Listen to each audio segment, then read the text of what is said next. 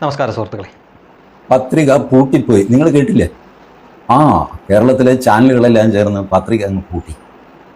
പക്ഷേ പോലീസോ കോടതിയോ ഒന്നും പത്രിക പൂട്ടിയില്ല. അപ്പോൾ പിന്നെ കുറച്ച് ദിവസം ഞാൻ വീഡിയോ ചെയ്യാതിരുന്നതോ, അതിടയ്ക്കിടയ്ക്ക് ഞാൻ ചെയ്യാതിരിക്കാറുണ്ട്. പിന്നെ ഇപ്പോൾ കേസ് കുന്തമൊക്കെ ആയിക്കഴിയുമ്പോൾ അതിൻ്റെ പിന്നാലെ ഒരല്പം ബിസിയായി. കാര്യങ്ങളൊക്കെ നിങ്ങൾ അറിഞ്ഞല്ലോ. അപ്പോൾ വെറുതെ മജിസ്ട്രേറ്റിനെ മെനക്കെടുത്തി എന്ന് പറഞ്ഞാൽ അവിടെ പോയി.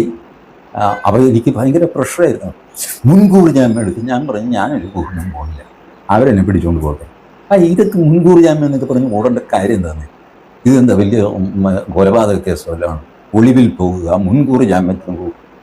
ഒന്നാമത് എൻ്റെ കയ്യിൽ കാശില്ല ഈ വക്കീലന്മാർക്ക് കൊടുക്കാനും അവിടെ ഇവിടെ ഓടാനും. അതുകൊണ്ട് ഞാൻ പോലീസ് പിടിച്ചു കഴിഞ്ഞാൽ ഫ്രീ ആയിട്ട് നമ്മൾ തിരുവനന്തപുരത്ത് കൊണ്ടുപോകും. അപ്പോൾ അങ്ങനെയൊക്കെയാണ് ഈ ജാമ്യം കിട്ടി. ടി മോഹൻദാസിനെ പോലീസ് കസ്റ്റഡിയിലെടുത്ത ദിവസം ഞാൻ ചെയ്ത വീഡിയോ കണ്ട നിങ്ങളിൽ ചിലർ, എല്ലാവരും ഒരുപക്ഷെ കണ്ടു കാണാൻ സാധ്യതയില്ല, പക്ഷേ അതിൽ ഞാൻ പറഞ്ഞ കാര്യങ്ങൾ നിങ്ങൾ ഓർക്കുന്നുണ്ടോ? ഏതാണ്ട് അതേ കാര്യം തന്നെയാണ് ഇപ്പോൾ ടി പറഞ്ഞത്. അതായത് അദ്ദേഹത്തിൻ്റെ മേൽ പോലീസിൻ്റെ സമ്മർദ്ദമുണ്ടായിരുന്നു, മുൻകൂർ ജാമ്യം എടുക്കണമെന്ന് പറഞ്ഞത്. അദ്ദേഹം പറഞ്ഞില്ല ഞാൻ മുൻകൂർ ജാമ്യം എടുക്കുന്നില്ല.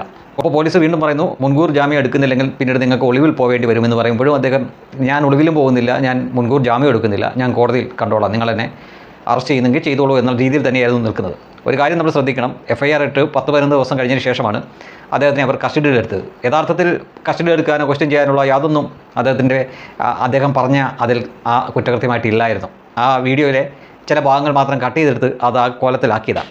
ഈ 10 ദിവസമായിട്ടും പോലീസ് അദ്ദേഹത്തിനെ കസ്റ്റഡി എടുക്കുന്നില്ല എന്ന് കണ്ടപ്പോൾ മീഡിയ വൺ തുടക്കമിട്ട് കൊടുത്താണ്.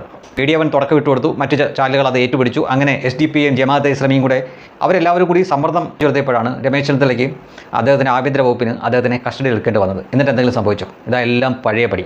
ചെറിയൊരു വ്യത്യാസമുണ്ട് കേട്ടോ. നേരത്തെ TG അറിയപ്പെട്ടതിൽ കൂടുതൽ ഇപ്പോൾ അറിയപ്പെട്ടു. മാത്രമല്ല 71 വയസ്സായിട്ടുള്ള ആ മനുഷ്യൻ്റെ ഗഡ്സ് പരക്കെ എതിരാളികൾ പോലും അംഗീകരിച്ചു. ഇത്രയൊക്കെ കോലാഹലമുണ്ടായിട്ടും കല്ലുപോലെ ആ മനുഷ്യൻ നിന്നു. മാത്രമല്ല എന്നെ അറസ്റ്റ് ചെയ്യുന്നെങ്കിൽ ചെയ്ത് കൊണ്ടുപോയിക്കോളൂ, ഞാൻ കോടതിയിൽ പറഞ്ഞോളാം എന്ന് പറയുകയും ചെയ്തു. പോയ പോലെ തന്നെ തിരിച്ച് ജാമ്യം കിട്ടി പുറത്ത് വരികയും ചെയ്തു. അതിനുശേഷം അദ്ദേഹത്തിൻ്റെ ചാനൽ പോലീസ് പൂട്ടി, അല്ലെങ്കിൽ കോടതി വഴി അദ്ദേഹത്തിന് ഇനി വീഡിയോ ഒന്നും ചെയ്യാൻ പറ്റില്ല എന്നൊക്കെയായിരുന്നു ചിലർ വിചാരിച്ചിട്ടുണ്ട്. പക്ഷേ അതൊക്കെ വെറും സ്വപ്നമാണെന്ന് അദ്ദേഹത്തിൻ്റെ അതേ ചാനലിൽ കൂടെ തന്നെ വന്നിരുന്ന അദ്ദേഹം വീഡിയോ ചെയ്യുന്ന കാഴ്ചയാണ്. പഴയതിലും ഊർജ്ജസ്വലമായിട്ട് അദ്ദേഹം ആഞ്ഞടിച്ചുകൊണ്ടിരിക്കുന്ന കാഴ്ചയാണ് കാണുന്നത്. അപ്പോൾ അങ്ങനെയെങ്കിലും അദ്ദേഹത്തിന് ഇനി ചാനലിൽ കൂടെ, അദ്ദേഹത്തിൻ്റെ സ്വന്തം ചാനലിൽ കൂടെ വീഡിയോ ചെയ്യാൻ പറ്റില്ല എന്ന് സ്വപ്നം കണ്ടുകൊണ്ടിരുന്ന ചില കൂട്ടരുണ്ട്. അവർക്ക് അതിൽ പോലും ആശ്വസിക്കാൻ ഒന്നുമില്ല എന്നുള്ളതാണ്. ഒരു സൗജന്യ യാത്ര പോലീസിൻ്റെ വാഹനത്തിൽ അങ്ങ് മട്ടാഞ്ചേരി മുതൽ ഈ തിരുവനന്തപുരം വരെ നടത്തി, അതിനുശേഷം കോടതിയിൽ കൊണ്ട് അദ്ദേഹത്തിനെ ഹാജരാക്കി എന്നതിനപ്പുറം പ്രത്യേകിച്ച് ഒരു വ്യത്യാസം വന്നില്ല എന്ന് അദ്ദേഹം ഇപ്പോൾ വീഡിയോ ചെയ്യുമ്പോൾ മനസ്സിലാക്കാൻ പറ്റും.